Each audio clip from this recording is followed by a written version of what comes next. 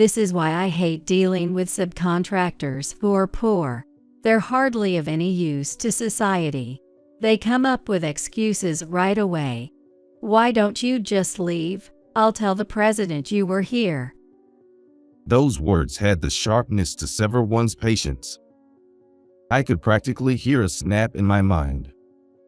This is too much. I might actually hit her. Sensing danger, I had my head down to hide myself. I didn't want her to see my face. It must be terrible right now. Thank you for having me today. I am Michael Sanders, the owner of a small company that manufactures auto parts, and I am 46 years old. We are a small company with less than 30 employees. Our company is full of seasoned employees, all boasting about their poor health and saying, "We're getting old." Yet, they are dedicated to get the job done when needed, and I rely on them. Our industry might seem outdated, but I still believe there's value in making things by hand. The world is moving towards AI and automation, but there are still industries that can't go that route. However, some of our business partners harbor a disdain for folks like us who get our hands dirty. Today, Bob Johnson, the president of another company, came for an inspection. He was the person who has been doing business with us since my father's time. We're close. He used to take me out drinking back in the day. His company specializes in servicing and selling foreign cars. There's a big market of wealthy folks who love foreign cars, and the profits per car are huge because of the high-value transactions. The downside is that repairs and maintenance can be a real hassle. It's hard to maintain cars when parts are not mass-produced, are no longer sold, or can't be imported. Therefore, there are times when we have to make parts from scratch. That's where our company comes in, using our skills to create substitute parts for these cars. In short, my company and Bob's company are inseparable. Bob, thank you for coming today. No, I should be thanking you. The part you made last time was great. The customer was very satisfied. I'm glad to hear that. I'm happy to be of service. I have a new part today. Could you take a look and see if it's doable? Leave it to me. After exchanging greetings with the president, I noticed a woman standing behind him. She looked to be in her 40s. With a well-composed face and suited for the black outfit she was wearing. I thought he might have hired a new secretary, but when Bob noticed my gaze, he waved his hand lightly. My wife is here today, but don't worry about that. Your wife? Bob, you got married. It was a complete surprise. The president had just lost his wife last month, and I had no idea he had remarried so soon. Bob, congratulations. I didn't realize she was your wife, but you should have told me. That's kind of sneaky of you. Thanks, but let's get to the deal. The president seemed a bit withdrawn. He had a look on his face like he didn't want to talk about it. I was concerned about his pallor, but I knew it was necessary to greet her properly. I've always been grateful to your husband. I'm Michael, and before I could reach out for a handshake, his wife said, No need. I'm not interested in subcontractors. Not interested in subcontractors. I was stunned by her bluntness. I can't believe there's someone who would say something like that so boldly. Let it go. She's not interested in cars. Rather than that, I have a process I want to see. Show me around. Was there something offensive in my tone? It bothered me a bit, but in front of such an important client, I couldn't afford to show a troubled expression. I quickly changed my expression and responded. After I had explained about the part manufacturing to some extent, and we were taking a break. Bob muttered. Marriage is a tricky business, isn't it? He spoke in a low voice, making sure his wife couldn't hear. She seemed unaware, pausing time on her smartphone. I matched my voice to his quiet tone. She seems very strong-willed. Are you whipped by her? It's not like that. He sighed, as if drained. It's tough. It's fine that she takes pride in her work, but pushing that on others is wrong. Like her attitude earlier. She values status and power too much, and it shows blatantly when she knows she's in a higher position. I see. That explains the greeting earlier. Yes, I had informed her beforehand that you are an important business partner, but it didn't help. Making her my secretary was a mistake. I'd appreciate it if you don't think badly of her. I felt sympathy for the president, who looked genuinely distressed. His wife, oblivious to our conversation, then spoke up. Shall we wrap this up and head back? I can't stand the smell here. It's getting on me. Would you stop, Catherine? That's rude. How many times do I have to tell you? A tense atmosphere began to build between the president and his wife. Sensing this, I prompted the president. You seem very busy, Bob. Thank you for today. I've got a good grasp of the requirements, so I'll send the details over later in data form. Sorry about this. All right, I'll let our mechanic know. With that, the couple left. His wife remained disengaged from me until the end, leaving a rather poor impression. I thought troubles with one's wife were someone else's problem, but it seems they're mine instead. A few days later, I received a phone call. What's going on? The documents you sent and the parts ordered are completely different. That shouldn't be the case. The request document I received yesterday should have the right model number. An angry voice burst through the phone. As I responded while reviewing the documents left by the president, his wife was furious and wouldn't listen to my apologies or explanations. If you're not diligent about your work, please don't take any more orders. We can find someone else to rely on besides subcontractors like you. I'm sorry, ma'am. Could I please speak with the president to verify the details? My husband is currently meeting with an important client. Please call back later. They called me, yet I have to call back. I learned from the president, but the bias his wife holds against us turned out to be more severe than I imagined. Honestly, I never want to speak with her again. Later, the president called to apologize. According to him, the mistake was his wife's misunderstanding. Unfamiliar with cars, she had called me on her own without checking anything. The president apologized, but his wife did not. Despite feeling bad for him, I didn't want to be involved anymore. A few days later, I received another call from the president. I'm really sorry about the other day. As a way to apologize, we're having a networking event soon. Would you like to come? Some peers and a few customers will be there.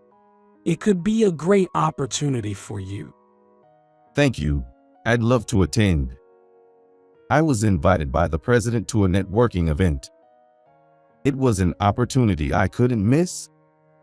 It could lead to acquiring new clients, so there was no reason to refuse. However, there was one concern. That day, I'm scheduled to be on site working on development with our employees. I'll be working right up until the last minute, so I'll likely be in my work clothes. Is that okay? That's fine. There's no dress code, so you don't need to be in a suit. You can even bring others along. I'd like your employees to join as well. Thank you, Bob. They'll be pleased to hear that.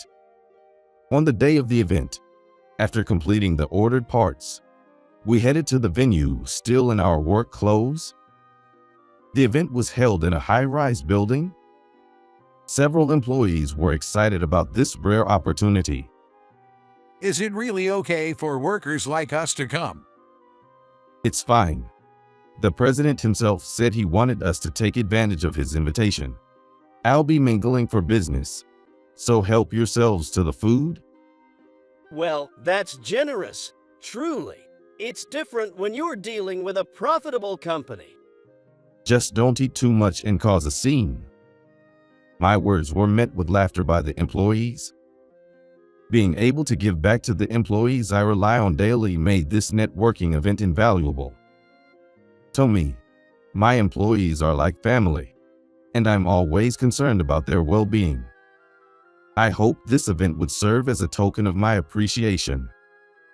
However, just as my employees and I were about to enter, we were approached. It was Catherine, Bob's wife. It was the worst timing for our encounter. What kind of attire is this? Please stop. It's inappropriate. She seemed to dislike our work attire, but at this point, not going in would render Bob's invitation meaningless. Somehow, I needed to get Catherine to understand and let us in. I'm sorry. Due to work, we could only come in our work clothes, which I had informed the president about beforehand. Could you possibly overlook our attire? I cannot. Important people are here today. It's not good for my husband to be associated with people who look as shabby as you do, especially in such large numbers. It's simply unreasonable. Catherine's harsh tone intimidated the employees who had come with me. Michael, it's okay. She's right. We shouldn't disturb the event dressed like this. Yeah, maybe we should wait outside. Please go in and say hello on behalf of us. My employees were trying to be considerate. What have they done to deserve this? They've worked hard for our clients. Why should we be treated this way? I couldn't tolerate Catherine demeaning those who are like family to me. Excuse me, but I'd like you to correct this. What? These men are like family to me. They've taken on unreasonable requests from clients today and have worked diligently to meet them. Please retract your comment about their honorable work clothes being shabby. I couldn't let it go. She may be the wife of an important client, but that's no excuse for such words. Instead of correcting herself, Catherine further alienated us. This is why I hate dealing with poor subcontractors. They hardly contribute to society and come up with excuses right away. Why don't you just leave? I'll tell my husband you were here. Her words had the sharpness to cut through my patience. I could almost hear a snap in my head. This was too much.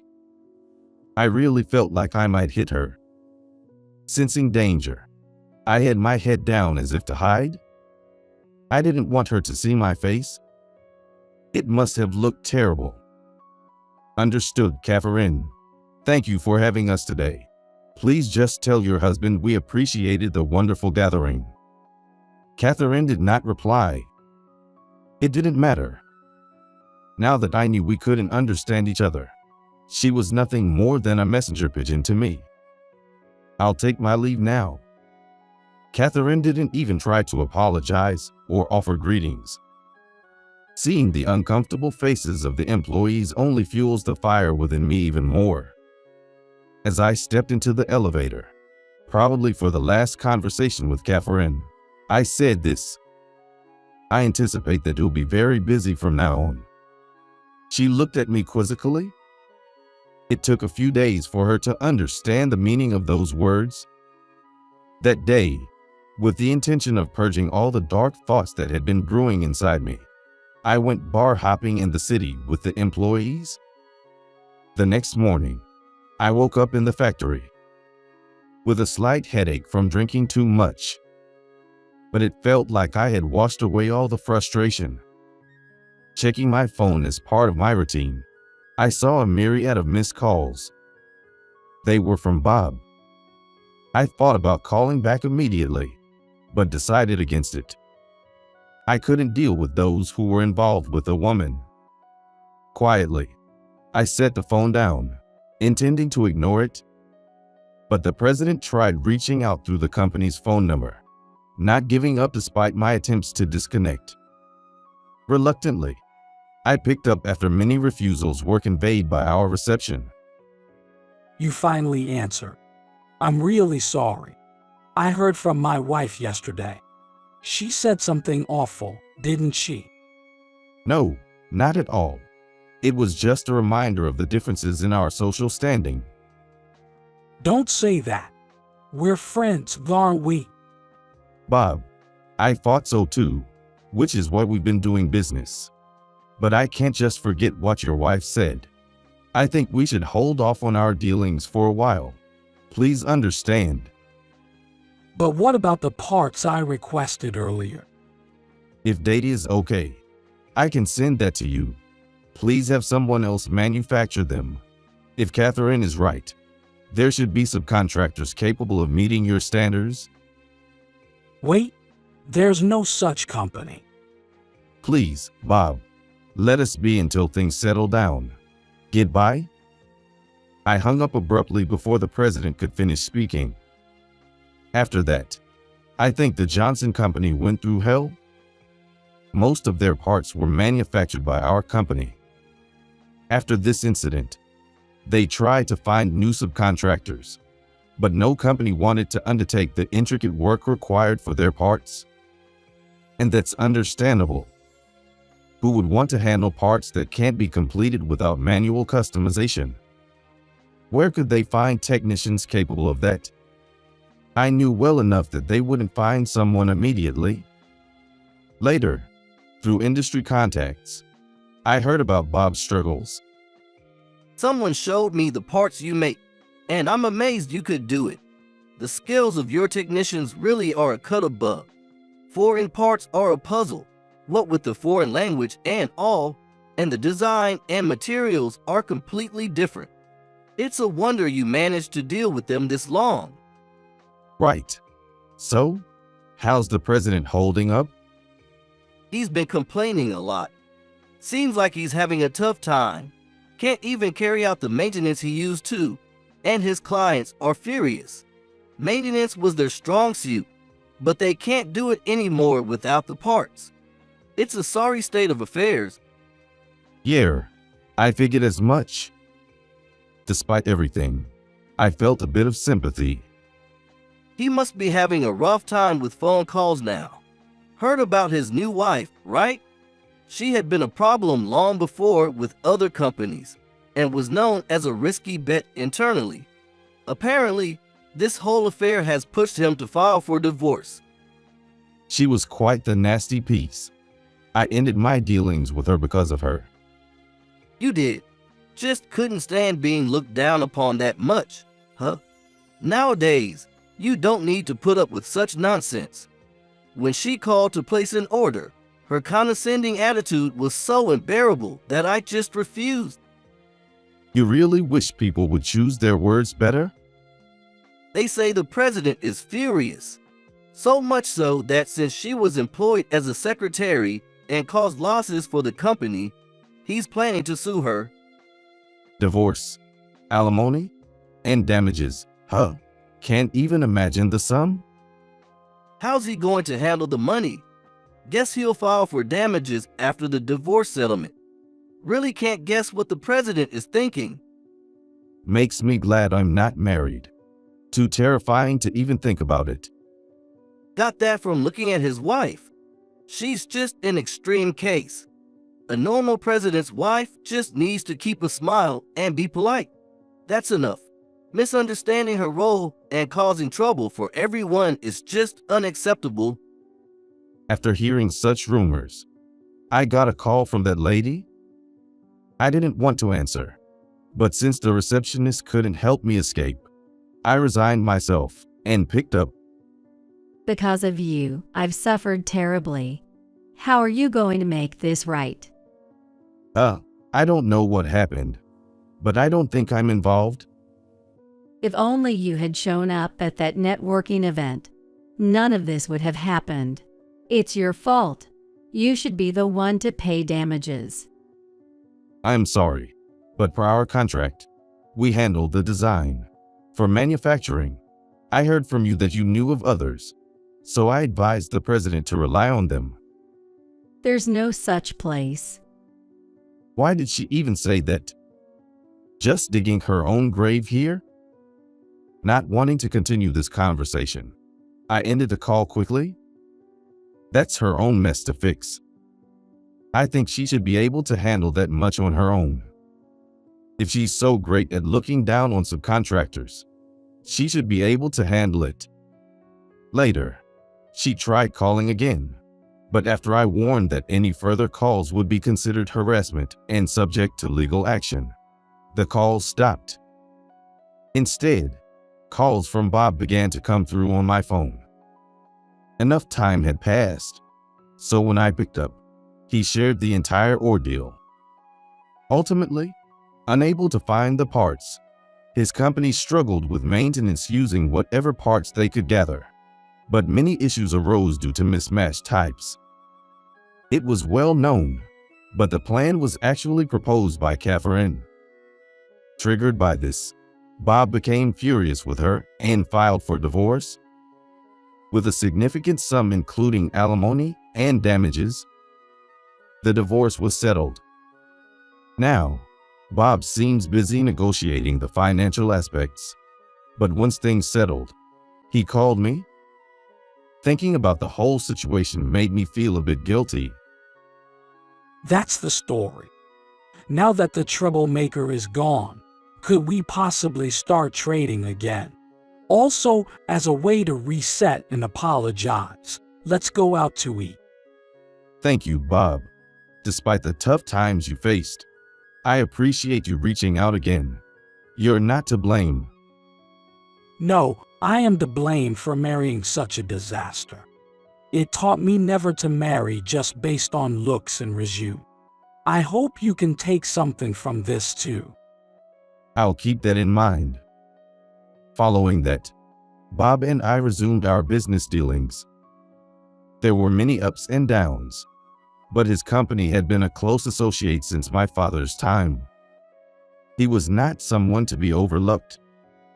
However, I needed him to understand something, even if it meant stopping our business, that I care for my employees like family.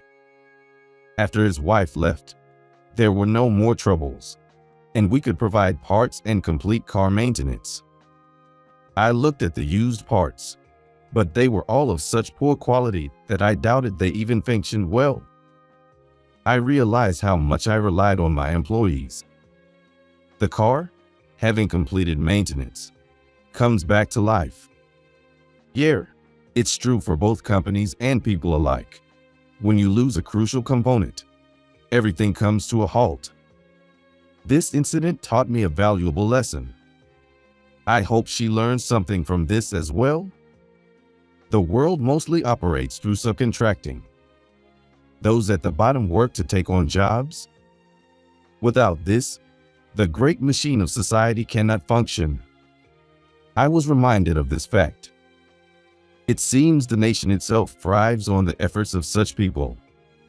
Later, I was invited back to the networking event and met various clients. My employees were able to eat their fill, and I think this time, I managed to make them happy. With new jobs likely coming in, I hope to continue valuing the connections with my clients and my employees.